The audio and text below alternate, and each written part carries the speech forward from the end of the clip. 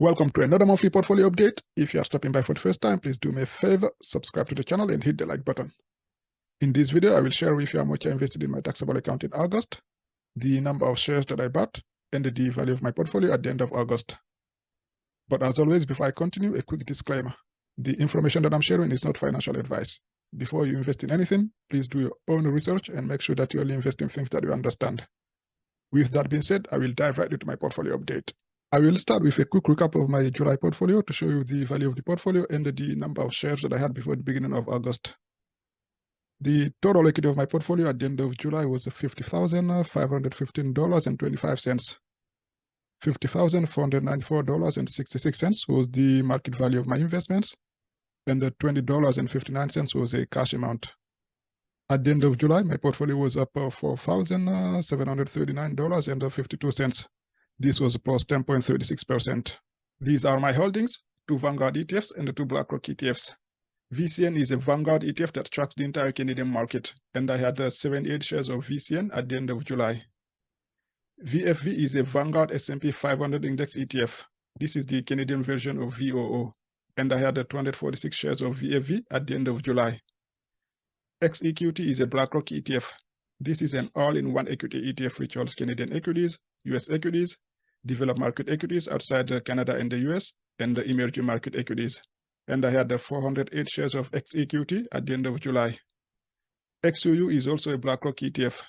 This ETF tracks the US total stock market, and I had 218 shares of XUU at the end of July. I will now show you how much I invested in August and the number of shares that I bought. I bought 2 shares of VCN. The cost per share was $40.92. The total cost, $81.83. This was 13% of the amount that I invested in August. I bought 2 shares of VFV. The cost per share was $106.69. The total cost, $213.38. This was 34% of the amount that I invested in August. I bought 6 shares of XEQT. The cost per share was $26.36. The total cost, $158.16. This was 25% of the amount that I invested in August. I bought 4 shares of XUU. The cost per share was $44.68. The total cost, $178.72. This was 28% of the amount that I invested in August. In total, I bought 14 shares, all the ETFs combined, and the total amount that I invested was $632.09. This is $2.86 more than the amount that I invested in July. As you can see here quickly, in July I invested $629.23, and in August $632.09. The difference is $2.86. The total equity of my portfolio at the end of August was $51,320.97. $51,312.72 was the market value of my investments, and $8.26 was the cash amount. At the end of August, my portfolio was up $4,925.29. This is plus 10.62%. As of August the 31st, I had 80 shares of VCN, 248 shares of VFV, 414 shares of XEQT, and 222 shares of XUU. Alright, let's now take a look at some quick details about each of the positions. I will start with VCN. The closing market price on August the 31st was $41.33. The quantity of shares that I had, 80.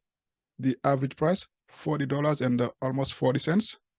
The book value, which is the amount that I have invested in VCN, was $3,231.99. The market value was $3,306.40. This was 6.44% of my portfolio. VCN was up $74.41, or 2.30%. Next, we have VFV. The closing market price on August the 31st was $108.31. The quantity of shares that I had, 248. The average price, $95.77. The book value, $23,752.93. The market value was at $26,860.88.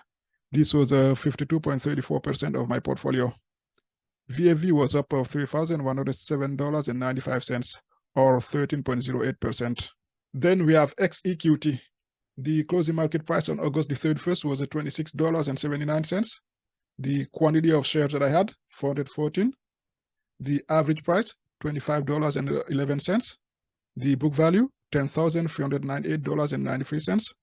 The market value was $11,091.06.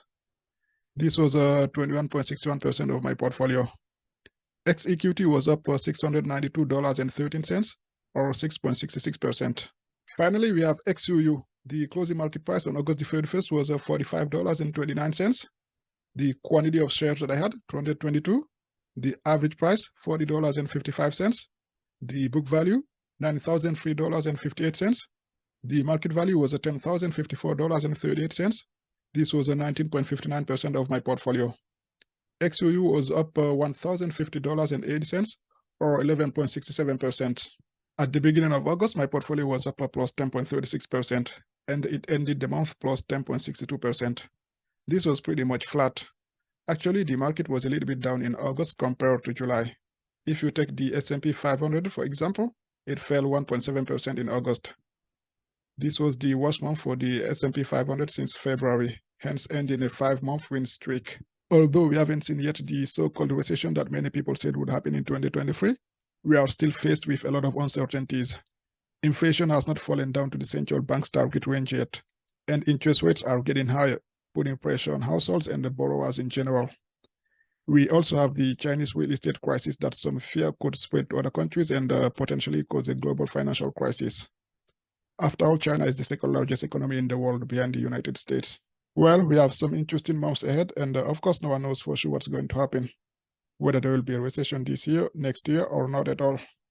What we can do is to stay the course, keep investing consistently, and focus on the long term. All right, feel free to leave a comment below. Please like the video and subscribe to the channel. Thank you for watching. I will see you next time. Peace out.